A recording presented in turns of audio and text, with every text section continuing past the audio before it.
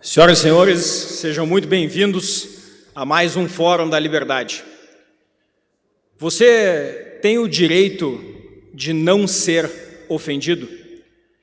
Eu acredito que, ao ouvir a última frase, você provavelmente sentiu uma mistura de sentimentos conflituosos.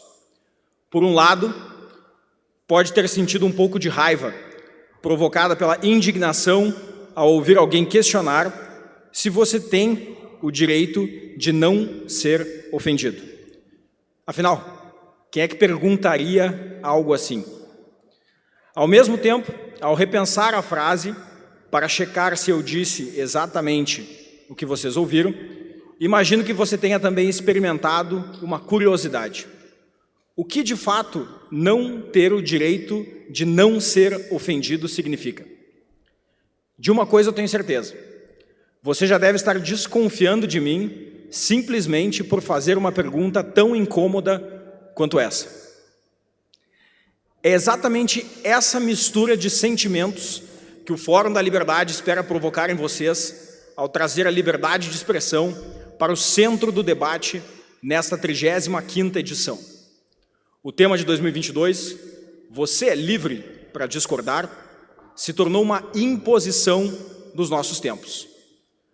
O que em um país como o Brasil, onde a tolerância e a cordialidade, até com o absurdo, são a norma, não deixa de ser uma curiosidade.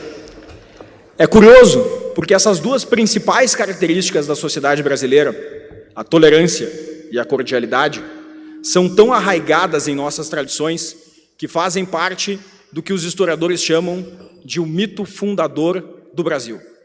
São comportamentos que transbordam da saudável relação interpessoal para uma incoerente relação dos brasileiros com as suas instituições. Raimundo Faoro, em seu clássico Os Donos do Poder, descreve perfeitamente as relações promíscuas que sempre marcaram a interação entre a propriedade privada e a estatal no Brasil. O quanto a nossa tolerância para com o diferente facilmente perverte-se em leniência com o desrespeito às regras. Da mesma forma, a salutar cordialidade no trato pessoal transmuta-se em uso de recursos governamentais por algum funcionário para retribuir favores privados a outra pessoa. Mas quando adequadamente utilizadas, a tolerância e a cordialidade do brasileiro foram até recentemente as marcas da nossa ainda breve experiência civilizacional. Somos o país em que apelidos e alcunhas substituem os nomes de batismo, em que gerações de descendentes árabes e judeus convivem harmonicamente em centros comerciais, em hospitais, ou até constroem os seus templos religiosos a metros de distância um do outro. No Carnaval, o feriado supremo deste país tropical, até os mais carolas pulam, brincam e desfilam lado a lado, em um grupo repleto dos mais libertinos cidadãos. Uma população com estados separatistas, mas só quando não existe Copa do Mundo a torcer pela nossa camisa verde e amarela. Tempos e hábitos nada remotos, mas que curiosamente vêm cedendo espaço a debates cada vez mais virulentos. A confusão entre a firmeza de convicções e grosserias. A intolerância entre pessoas que têm tradições e hábitos distintos. Por quê? Por que temos tido dificuldades em conviver com ideias diferentes? Eu tomo a liberdade de sugerir uma explicação provavelmente incompleta para este fenômeno. A minha hipótese é que o problema passa pela falta de confiança. Temos nos especializado há anos em estimular a desconfiança entre nós. Desconfiamos das pessoas com que nos relacionamos, com que trabalhamos e também com que convivemos. Para remediar a nossa falta de confiança, temos nos especializado também em construir um aparato de monitoramento crescente, regras quilométricas, algoritmos cada vez mais invasivos e a necessidade de explicações cada vez mais abrangentes se tornaram a regra no Brasil. No afã de garantir que nada saia do controle, ampliamos os mecanismos de vigilância e criamos incentivos para que as pessoas com que cooperamos desconfiem de nós e queiram sair do nosso controle. A falta de confiança, no final do dia, apenas alimenta mais desconfiança.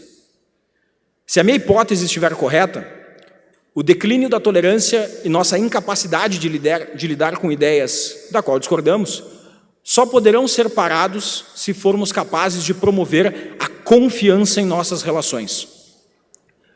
Como me ensinou uma pessoa que admiro muito, é nossa capacidade de alavancar e construir confiança que promove a liberdade. Se confiamos, há menos burocracia, menos necessidade de mecanismos de controle, mais tempo para aproveitar, para produzir, mais prosperidade e, portanto, mais felicidade. Mas quem é que tem o papel de estimular a confiança? Ora, a confiança é sempre, em um primeiro momento, um ato de fé. Quem deseja ver confiança tem o dever de confiar primeiro.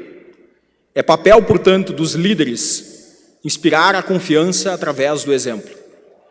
Se queremos um país livre e que tolere ideias divergentes, por piores ou melhores que elas sejam, devemos começar dando o exemplo.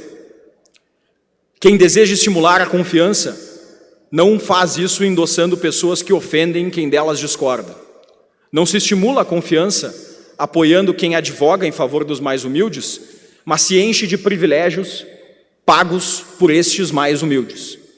Não estimula a confiança quem defende inclusão, mas apenas se os incluídos tiverem um determinado jeito ou uma determinada forma.